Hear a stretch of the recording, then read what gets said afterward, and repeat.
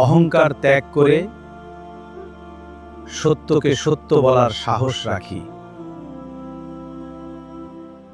সকলের কাছে পুরো আবেদন যে অনেকেই হিংসা বিদ্বেষ পোষণ করে বক্তব্য রাখেন যে অমুক হুজুর ভালো না, তমুক হুজুর ভালো না, আসলেই তুমি ভালো না।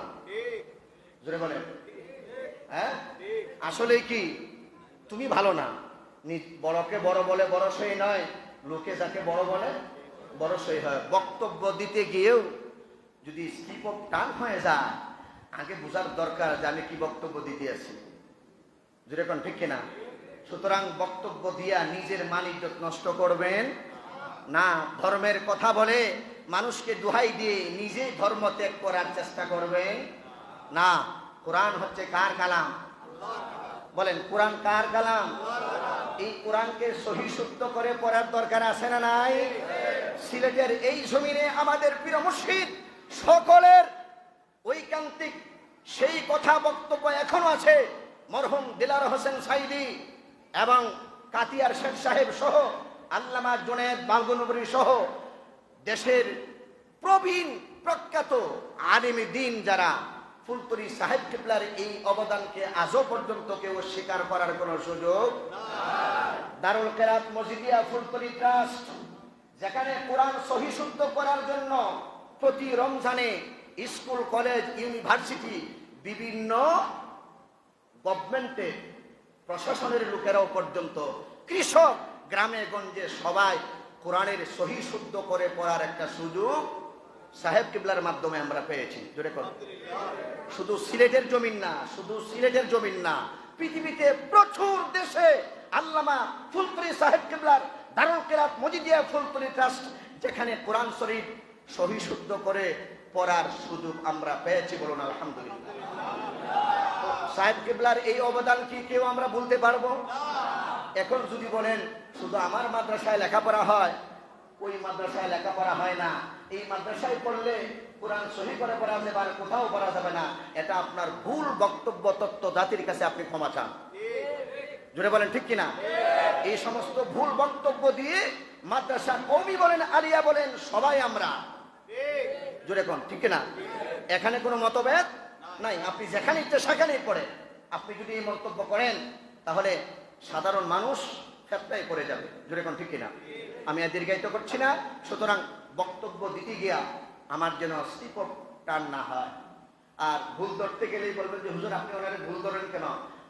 আমার ভুল হয়েছে, আমার ভাই যদি আমাকে ভুল না ধরে, এই ভুলটা পরবর্তীতে শুদ্ধ হয়ে যাবে। কথা বলে ঠিক কিনা? আর যিনি ভুল করছেন উনার কোনো দুঃখিত বা সরি বা ভুলের মাসুলের কথা উনি বলেন নাই, ওনার মুখ থেকে শুনি নাই, কিন্তু মাঝখানে কিছু ভাইয়েরা খুব আবেগী হইয়া কথাবার্তা বলেন যে স্লিপ অফ টান। তুমি বুঝতে পারছো স্লিপ অফ টান, উনি কি বুঝেন নাই? উনি কেন জাতির কাছে ক্ষমা চান না যে বক্তব্যটা আমার ভুল হয়ে গেছে? 2 দিন 3 দিন 1 সপ্তাহ হয়ে যায়, পরে মানুষ যখন এর বিরুদ্ধে প্রতিবাদ করে, সরি আছি। মিয়া শাহ, বাঙালি কি আপনার সে কম বুঝে নাকি? কথা বলেন, কম বুঝে? গত কয়েকদিন আগে, কথা লম্বা হয়ে যাচ্ছে, আমি সরি আছি আপনাদের কাছে, গত কয়েকদিন আগে, আমি আর নাম প্রকাশ করছি না, যে কোনো জিনিসের বিরুদ্ধে আমাদের আলিম উলামা, কওমি, আলিয়া, জামাত শিবির, জাতীয় পার্টি, বিএনপি, যত দলের লোক আছে, ইসলাম দরদি মানুষেরা তার ধিক্কার জানাইছে। অথচ আবেগী হইয়া যেই লোকের ছবি দেওয়া হলো, যে বাউল সন্ধ্যা নাম দেয়া হলো, ছবি দেয়া হলো, তার কোনো প্রতিবাদ নাই, তার পেটে ব্যথা নাই। যারা আবেগী তারা বলতেছে উনার তো জানেন না ওনার নাম দেয়া হয়েছে, ছবি দেওয়া হয়েছে। উনি যে জানেন না, না দিয়া ছবি আর নাম দেওয়া হয়েছে, কোন বিবেকে বলেন আপনারা? কথা বলেন না। পরে তত্ত্ব নিয়ে দেখলাম যে আসলেই উনি এর মধ্যে জড়িত ছিলেন। নাউজুবিল্লাহ বলেন। আর আমাদেরকে গালাগালি, ও আল্লাহ রে, হুমকি দামকি।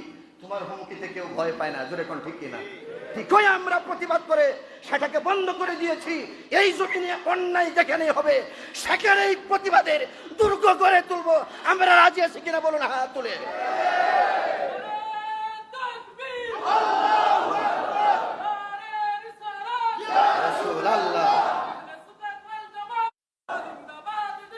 আহলে সুন্নাত সুতরাং সুতরাং আমরা মুসলমান, আমরা এক এবং অভিন্ন। যেখানেই অন্যায় হবে সেখানেই প্রতিবাদ হবে, কথা বলেন ঠিক কিনা?